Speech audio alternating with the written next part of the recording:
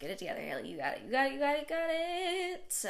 This is my first YouTube video ever. I have refilmed this an embarrassing number of times. I'm so nervous to be on camera. Hello, my name is Haley. I am a singer and a vocal coach. If you came here from TikTok, you already know this is the highly requested basic vocal workout. Your voice is like a muscle. If you work out, you get stronger. This routine has a couple of my favorite go-to exercises that altogether create a nice, well-rounded vocal workout routine that you can do at least 4 days per week. And after a couple of weeks, you should start to see some real improvements in your voice. Now, this is not a workout with me video. This is just where I'm going to break down all of the exercises, why we do them, how to do them properly, and of course, demonstrate them for you. Let's get into it. So please forgive this awful footage, but here are just some short piano basics that will really help you out. If you're a little bit more experienced on the piano, I have included the scale degrees that make up each exercise. That way you can play them for yourself as you move through them. If you have no idea what I just said, don't worry about it. All you have to do is be able to press a button.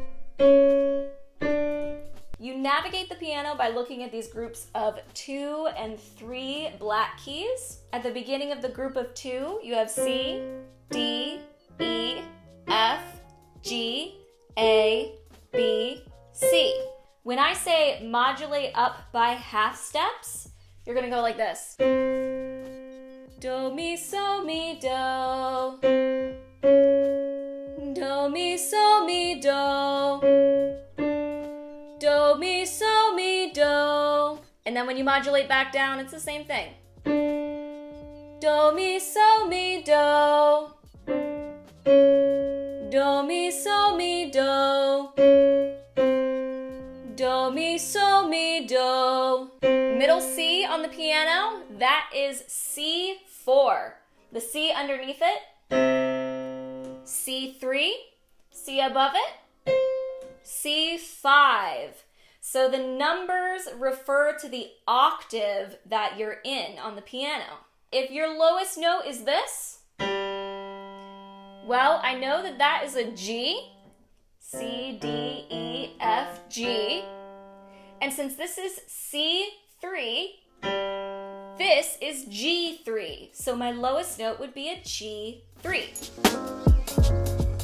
So our first exercise is a low and slow breath, in for 4 and out for 8. The reason that we always start with a breathing exercise is because the breath is literally what carries the sound when you sing. And awareness of your breath is the most important thing you can cultivate as a singer. This exercise specifically will help you remember to breathe deep into your stomach, nice and low, and also to relax while your body is kind of running out of air or getting to the end of that exhale.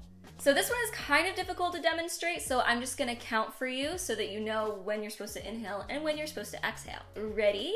Inhale, 1, 2, 3, 4. Exhale, 1, 2, 3, 4, 5, 6, 7, 8. You wanna make sure that you are inhaling properly deep into your stomach. So your stomach should be inflating when you breathe in and deflating when you exhale. Your chest and shoulders really shouldn't move at all. Your rib cage will open just a little bit, but mostly you wanna keep this still. So when you breathe in, it's supposed to look like this. Completely stationary here. All of the inhale is going into my stomach. And then when you exhale, your stomach deflates, it flattens.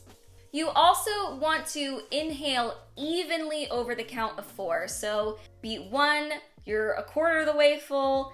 Beat 2, you're halfway full. Beat 3, you're 3/4 of the way full. And at beat 4, you are full. It's the same thing for the exhale. You want to make sure that you are exhaling evenly across the 8 beats. Now, you'll find that either you run out of air too early, or at the end of the 8 count, you find that you have all this air left and you just go, you don't want that either.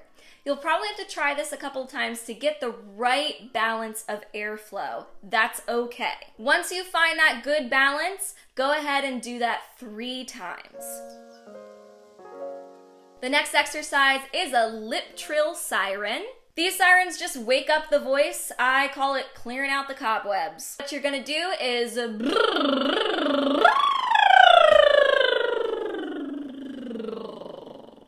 to the comfortable top of your voice and float slowly down to the comfortable bottom of your voice. The way that you properly do a lip trill starts with the sound that's underneath the lip trill, which is a dopey buh.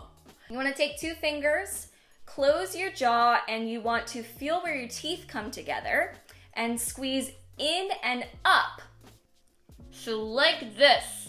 I'm lifting the weight of my cheeks up off of my mouth. If you're having trouble getting that nice trill, you can move your fingers sort of back and forth along the line of your teeth to hit that sweet spot. So, for me, it's about right there. Repeat these 3 times and move on.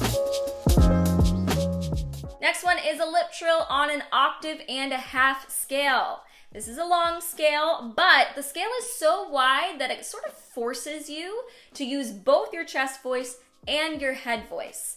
That means that your voice is continually kind of trying to find this balance between the 2 of them. The lip trill also protects your vocal muscles as they're looking for that balance, and it smooths out your break. So this sounds like this.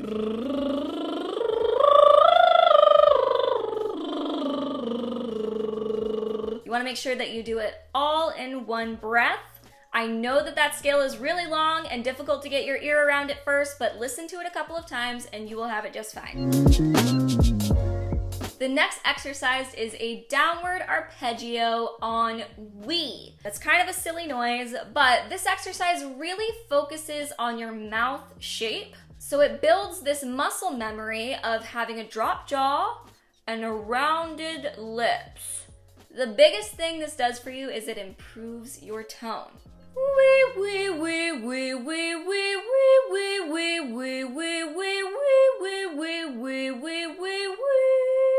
So when you do this, it's all about your lips. Make sure you have your jaw nice and dropped. All right. And we repeat this arpeggio 3 times fast before modulating up to the next one.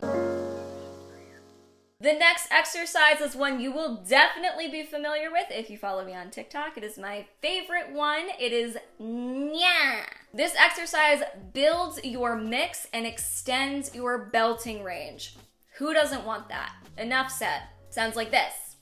Nyah, nyah, nyah, nyah, nyah, nyah, nyah, nyah. You want to make the most nasally, ugly sound you can possibly make. Do not make this pretty. And remember that the higher you go, the more intensely you want to feel that sound coming from your nose. For this exercise, it's especially important to not go higher than you can comfortably. Your range will come in time. You will be able to reach those notes if you just stay consistent. Don't try to do too much too early.